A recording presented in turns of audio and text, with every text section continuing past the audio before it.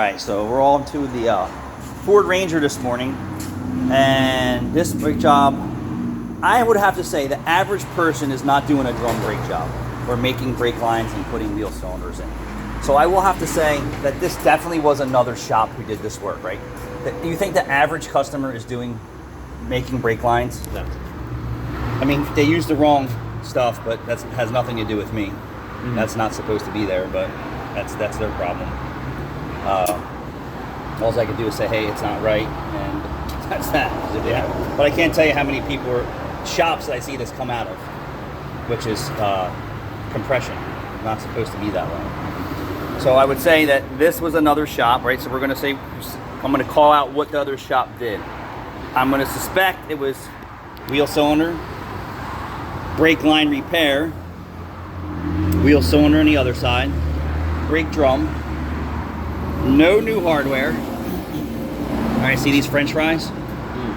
Yeah. So if these nails look like that, for the $10 or $15 or even $30 for new hardware kit, save yourself a lot of aggravation.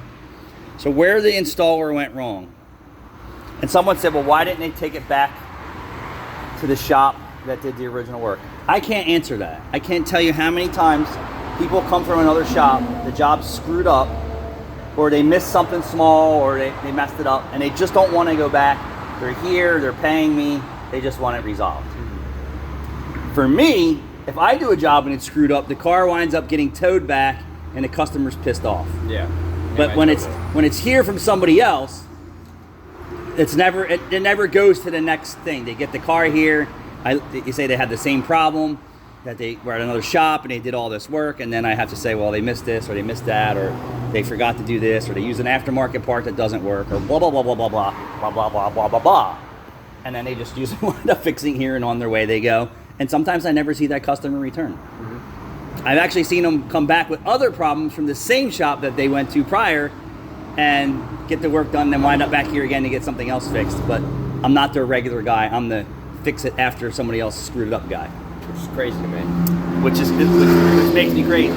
So if you have to take it to somebody else because your normal mechanic already messed it up, or can't do the job right, why are you going back to that normal mechanic? Instead of taking to the guy that fixed your normal mechanic's work. Yeah, and that goes on a lot.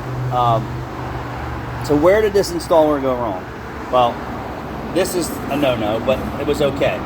This brake nut wasn't tight enough, and it was leaking there.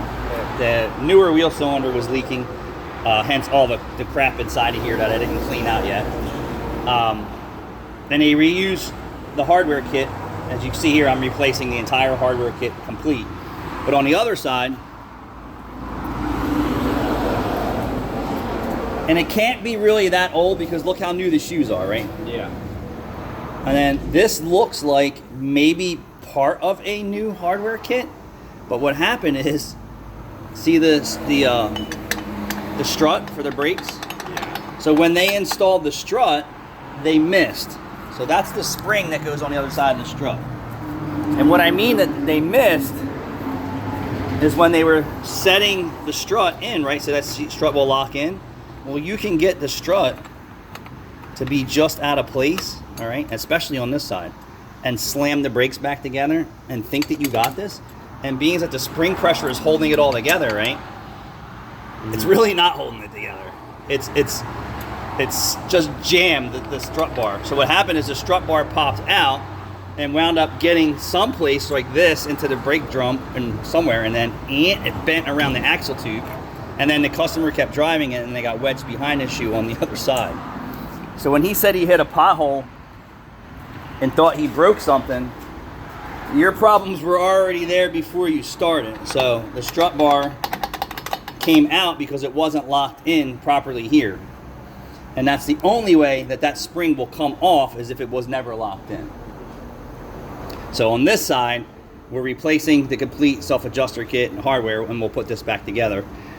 We're not replacing everything. And I would say that these are newer drums, but maybe not. Okay, so maybe an older set of drums and machined, possibly, because there's no way from 2001 that they're going to look this good.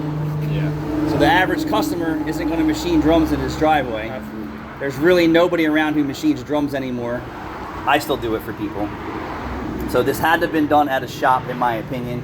Same thing with the exhaust. The average customer is not going to do this good of a job putting on this exhaust system, right? And then welding it to the front section with a sleeve. So we're going to rule out the customer did this. I mean, this is part of a dual exhaust kit that was left behind. Well, we're going to get rid of that crap too. So sometimes I have to be a private investigator and say it was another shop because I need to know for myself. Or was it really the customer who never said anything? I mean, this is not good either. That should be secured. So I'll secure that for this guy too. But yeah, but that's where they went wrong on this brake job. They didn't have the strut bar in properly. That blew out, and reusing the hardware kit, which is foolish for the peanuts that it cost. Thanks for watching.